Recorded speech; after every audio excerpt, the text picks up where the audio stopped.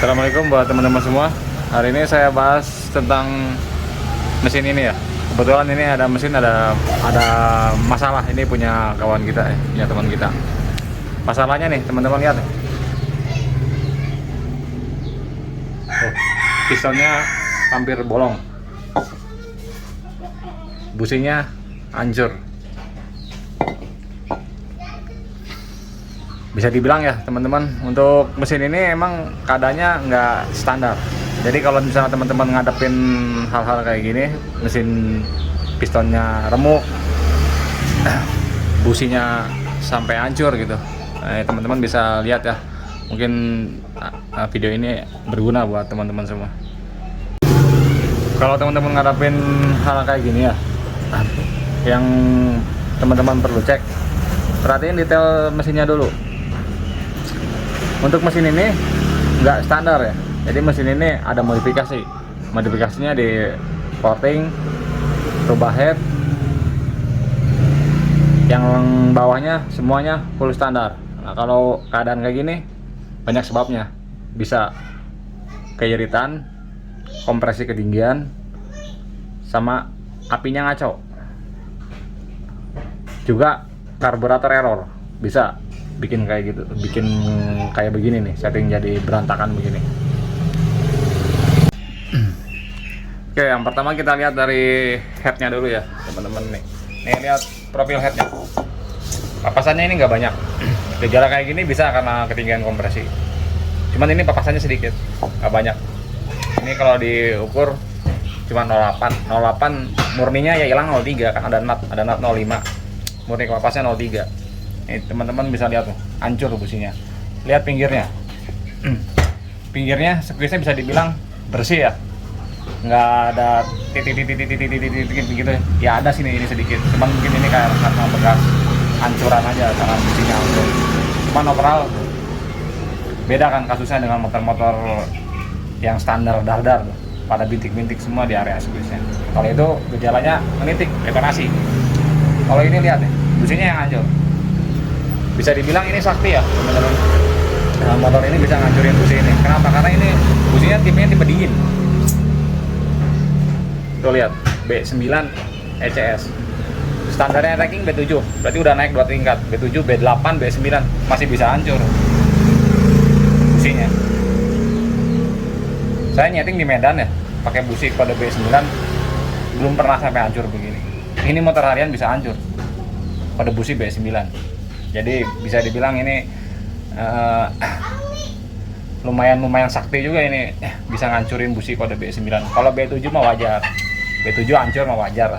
Busi standar misalnya nempel di mesin portingan hancur tuh businya, wajar ya, karena nggak kuat kali kalau B7. Ini B9 berantakan. Yang kedua ya, buat teman-teman harus cek setting karbunya. Kalau motor ente settingnya terlalu irit, bisa ngasih efek kayak gini, berantakan motornya. Mesin portingan settingnya terlalu irit, terlalu kering gitu, bisa bubar mesinnya. Cek setting karbunya, cek main jet sama pilot jetnya, sama ketinggian pelampungnya. Ini karbu ini main jetnya 190, jarumnya air racking, pilotnya 32,5, OS-nya OS 50, besar bos gini. Buat motor harian main jet 190 udah gede, udah basah lah gitu, tapi masih bisa ngasih efek seperti ini. Kalau karbu bisa error nggak? Bisa, karbu bisa error. Meskipun ente pakai spuyer gede ya, kadang atasnya suka jadi kering, suka error. Biasanya kalau karbu gitu kadang ditemuin ente di karbu KW. Yang ini karbunya ori. Atau ente ada modifikasi di karbu. Contoh, motor harian, air jetnya nih, lubang ininya ente besarin, ente bor, pasti motor atasnya kering terus kalau untuk karbu air racking. Makanya kalau misalnya ente motornya masih harian, jangan coba-coba ngebor lubang air jet, kan yang aslinya kecil lubangnya di dalam tuh, kecil banget aslinya. Kadang ada tuh yang suka ngemodif dibor, dibesarin, efeknya itu motor gitu. Motornya meskipun di setting basah sebenarnya, tapi kalau RPM-nya udah kena, udah teriak, motornya over, clean, terlalu kering, karena lubang di sininya dibesarin. Untuk kasus yang karbu ini Main jet udah besar 190, pilotnya 32,5, lubang air jetnya masih standar. Yang selanjutnya ya teman-teman, yang perlu habis ente cek selain head, kompresi, sama karbu, cek di pengapiannya. Nah, sebelum ente ngecek di pengapian, cek stroke kick motornya dulu. Yang ini stroke-nya masih standar, stroke-nya masih 50 gitu, nggak naik stroke, nggak ada perubahan stroke. Lain hal kalau misalnya ente nemuin stroke-nya udah berubah, nah itu udah harus lebih waspada. Biasanya itu biangnya di pengapian. Pertama cek dulu nih stroke-nya. Stroke-nya ini 50, jadi stroke-nya masih standar ya. Karena ketika ente ngerubah stroke, otomatis pengapiannya meskipun derajatnya sama, tapi di dialnya dia akan beda karena stroke-nya berbeda. Lanjut ente cek bagian pengapian lagi. Kalau coil mah nggak masalah, ente mau pakai coil ori, mau pakai coil jet gitu, coil racing gitu yang apinya lebih besar ya nggak masalah. Makin besar api ya makin bagus gitu. Yang penting kurvanya atau timingnya benar, timingnya pas gitu. Sekarang ente cek lagi bagian timing pengapiannya. Lihat posisi napurnya, lihat posisi bautnya aja nih. Ya, tuh baut napur tuh. Nah, masih standar kan bautnya nih, tuh. Jadi nggak ada geser-geseran. Kedua, lihat posisi pulsernya. Kadang ada orang yang mainin timing api nggak lewat papan napur, tapi lewat posisi pulser. Nah, posisi pulsernya standar nih. Jadi di bawah, untuk bagian bawahnya, kurvanya standar, stroke standar, dudukan napur standar, pulser standar. Tinggal ente lari ke atas di CDI. Ya, sekarang kita cek CDI-nya ya teman-teman. Terus kalau masalah begini ya, saya curiganya emang di 70% di pengapian, 30% di karbu. Kayaknya ini pengapiannya nih ada yang nggak beres. Yang bawah kan udah benar, posisinya nggak ada yang berubah-ubah, standar. Stroke juga kan dia standar. CDI-nya ini, coba kita cek kurva api CDI-nya ya. Takutnya dia error. Biasanya hal-hal kayak gini ditemuin di CDI KW. CDI KW ya nggak semua ya, kadang soalnya CDI KW ada yang timingnya atasnya nggak mau pulang atau timingnya flat. Kedua, kadang CDI rubahan kadang untuk beberapa bulan pemakaian bener, tapi ketika dia udah error atasnya nggak mau pulang juga. Kadang ada ya hal-hal yang seperti itu. Nah, sekarang kita cek untuk CDI ini. Yuk, kita center CDI ini pakai mesin saya ya. Ya ini teman-teman ya, untuk CDI-nya. Ini CDI-nya casing luarnya aja ini ori. Dalamnya rubahan. Dari kabel juga kelihatan. Kondoman lah istilahnya. Empuk kan. Kalau yang rubahan yang kondoman. Beda nih sama yang asli, keras. Sekarang kita lihat kurvanya ya. Kita lihat timingnya. Pertama lihat timingnya di atas, di putaran atasnya. Ini dial nih. Dan 0, busur 0. Dial udah 0.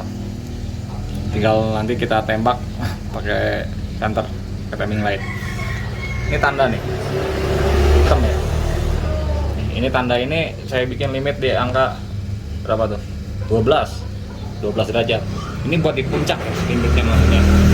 Kalau di putaran bawah, kalau buat saya pribadi di bawah 5.000 rpm sama di atas 13.000 rpm kurva nggak penting. Kenapa? Karena rentang tenaga nggak ada di situ, power maksimal nggak ada di area itu. Bahkan kalau misalnya kurva, saya lebih suka yang berangkatnya tinggi. Di putaran bawah maksudnya berangkatnya tinggi. Rata-rata kalau motor standar ya, kalau di putaran bawah paling segini nih 15 atau 20. Tapi ada beberapa CDI racing yang berangkatnya dalam keadaan standar tinggi, bisa tembus dari 20, 25. Kalau itu nggak masalah. Bahkan saya suka dengan CDI racing yang berangkatnya tinggi. CDI yang berangkatnya tinggi itu punya kelebihan. Salah satu kelebihannya buat ngumpan RPM-nya dia lebih gampang. Cuman ada kekurangannya juga. Kekurangannya salah satunya kalau misalnya terlalu tinggi berangkatnya, di selahnya suka nendang balik. Jadi teman-teman nanti fokusnya lihat grafiknya di putaran atas, jangan di putaran bawah mah diabaikan aja. Kalau putaran bawah mah ya mau grafiknya segini 30 nggak masalah kalau buat saya pribadi. Bahkan saya suka sedia yang punya grafik untuk berangkatnya tinggi. Kenapa? Karena satu, buat cari RPM-nya lebih mudah, kedua akselerasinya lebih ringan lah, karena di putaran bawah grafiknya tinggi, yang penting atasnya dia bisa turun.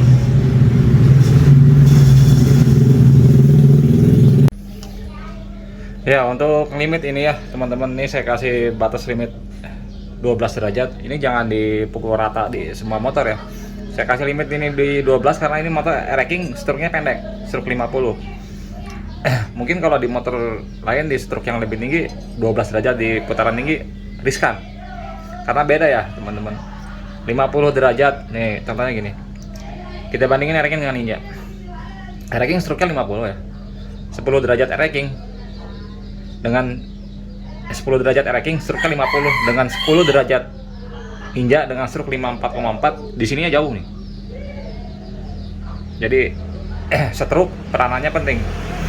Makanya saya suka bilang ke teman-teman, korelasi paling dekat kalau ente mainin turkas, mainin stroke, timing api, timing pengapiannya. Jadi untuk limit ini jangan disamain dengan motor-motor lain. Saya berani kasih limit 12 derajat di racking karena struknya standar, struknya 50. Kalau di Ninja ini ketinggian, bisa dibilang rawan lah, ngeri-ngeri sedap gitulah. Ya untuk beberapa motor mungkin aman kalau setting dibarengin dengan oktan tinggi, bahan bakar oktan tinggi. Cuman ngeri-ngeri sedap aja kalau di struk yang lebih tinggi. Kalau di Ninja mungkin amannya rentangnya seginilah, 8 lah, sekitar 8 derajatan lah, 5 sampai 8 lah mungkin agak aman. Kalau di racking saya berani kasih limit sampai 12 karena dia struknya pendek.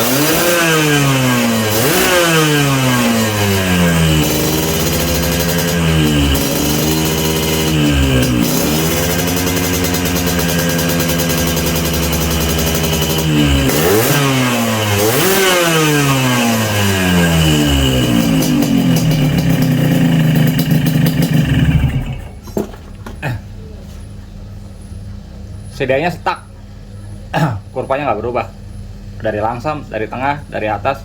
Kalau teman-teman lihat, diem aja, paling ada pergerakan sedikit. Jadi masih di ini nih, masih di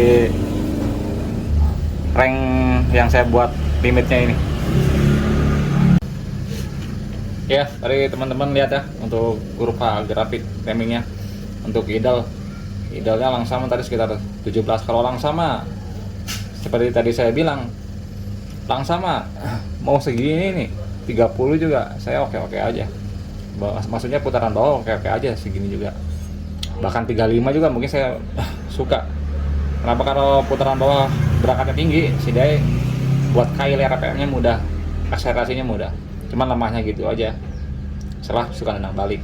Cuman tadi perhatiin sama teman-teman, lihat dari tengah ke atasnya segini mulu nih. Setak di angka sekitar 15, 16, 17 lah, nggak beda jauh lah dengan posisi dia idle. Artinya ini kurvanya flat, rata. Ada pergerakan sedikit, kayaknya sedianya error ini. Ini error sedianya, yang mental ini. Ada kerusakan kali di komponennya. Harusnya kalau CDI 2 tak yang benar, makin nih gas dia makin turun. Nah, teman-teman tadi lihat ya, kurvanya bisa dibilang flat dari tengah sampai atas, diem aja, masih di area ini aja nih, masih di area hitam dan di garis yang sama. Ada gerak dikit, langsung balik lagi. Kayaknya error CDI-nya, ada kerusakan di CDI-nya. Nah ini yang bikin busi kode B9 bisa berantakan, bisa bubar. 17 derajat di racking walaupun circle 50 di putaran tinggi rontok lah. Meskipun ente pakai kode busi B12 juga hancur, insya Allah hancur. Apalagi soalnya kalau buat harian kan oktannya nggak tinggi, mungkin akan kebantu kalau misalnya pakai oktan tinggi atau main jetnya super besar. Cuma kalau buat harian dengan kurva grafik atasnya yang seperti ini nggak rekomen, nggak cocok. Ya kalau udah begini udah ketahuan ya dari teman-teman. Ini biangnya CDI CDI-nya atasnya kurang turun gitu. Ini kayaknya CDI-nya bukan masalah di yang bikinnya, bukan. Permasalahan di komponennya kayaknya di komponennya ini ada yang udah error kali, udah aus kali ya. Kalau teman-teman punya budget ya, kalau anda ngadapin masalah kayak gini, anda punya budgetnya, ganti CDI-nya. Nah, cuman harganya juga lumayan. CDI racking harga pressnya sekarang 250 kalau anda lihat di list. Nah, ada duit, lu beli CDI ori standar, pasang, insya Allah normal lagi, nggak bakal bubar lagi ntar atasnya. Kalau misalnya ente nggak punya budget, bisa mundurin di napurnya, timing apinya, mundurin secara manual. Cuman awas, jangan banyak-banyak, ente mundurinnya nggak bisa ngasal, harus pakai dial juga kalau mau akurat. Cuman kalau kasusnya seperti ini, ketika ente mundurinnya lewat papan napur, contoh, tadi kan putaran tingginya kan segini ya, ini angkit 15-an ya, 15 derajat nih. Ente pengen aman putaran tingginya, berarti ente harus butuh mundur 10 derajat ya. Nah, 10 derajat, nah baru bisa dibilang aman lah buat harian. Ente mundur nih 10 derajat, kena tuh atasnya. Tapi jangan lupa bawahnya ente ikut kena, bawahnya ikut mundur. Bawahnya tadi berapa? Bawahnya sama kan, 15 derajat. Ente mundurin 5 derajat, ya bawahnya jadi 10. Jadi kalau misalnya ente terlalu banyak mundurin, atasnya selamat, bawahnya lemas, keteteran karena kurvanya yang putaran bawah ikutan mundur. Bisa kalau misalnya ente pengen di atasnya mundur, di bawahnya tetap 15 atau di bawahnya dimajuin lagi, bisa secara manual. Mainin kaki pulsernya, ente mainin di kaki kecil dan kaki besarnya. Ya segini ya teman-teman untuk video saat ini. Maaf jadi kalau misalnya terlalu panjang videonya. Oke, terima kasih ya teman-teman atas waktunya.